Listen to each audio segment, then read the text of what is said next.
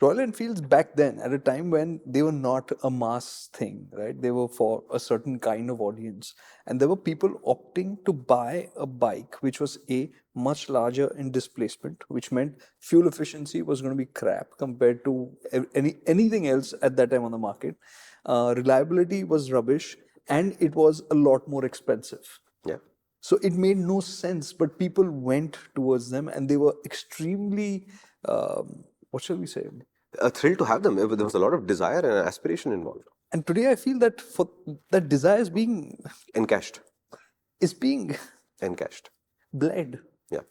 Because now that you've got to this base level, which is a good hygiene level, from there on it's just Yeah, it's like, I feel like Himalayan is an exception. We're going to leave the Himalayan out of Himalayan this. is, yeah. We're going to leave the classic and Bullet 350s out of this because they are so tied to what this company has been up to that they can't really do anything, and they nailed what little they needed to do with those two machines.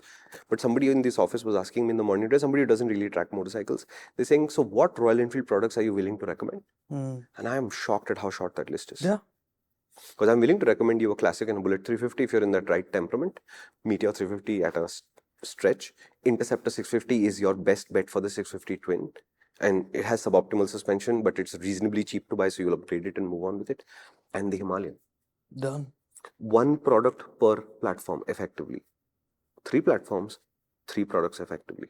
That's not a good hit ratio.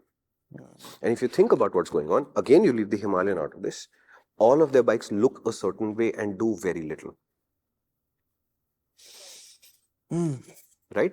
Cafe Racer as a format, you can't do a lot with it. It's a very difficult format to use for more than looking good.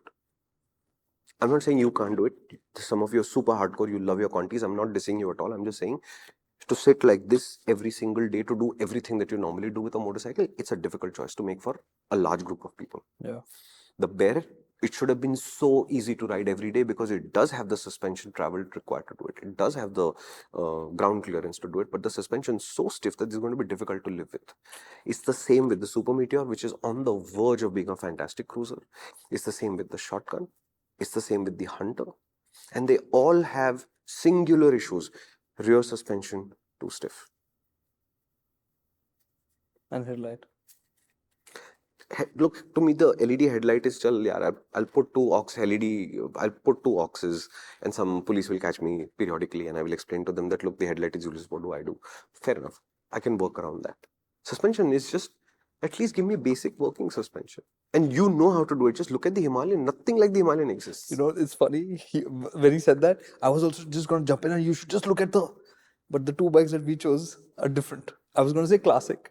Because the Classic is not meant to be an off-roady or anything kind of motorcycle. But it works.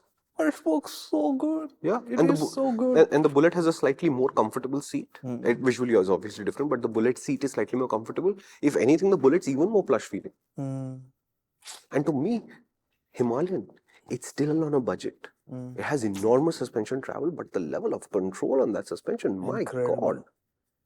And I said when the Triumph brought out the Scrambler 400X, that to me was the benchmark of what a Scrambler should be able to do, apart from the fact that it can't get beyond 110 without complaining, apart from that one aspect. Nothing has changed. If I were looking for a Scrambler today, I would still go straight back to a 400X. I'd save about ₹1,00,000 in the process. I'm good.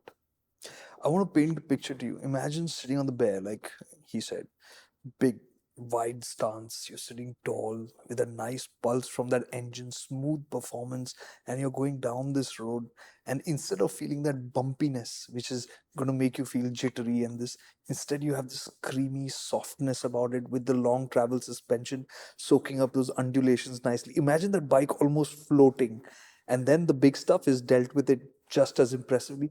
Man, that vision, I'm getting goosebumps thinking about that instead of thinking about what it actually is right now. And the Himalayan does that every single day. Yeah.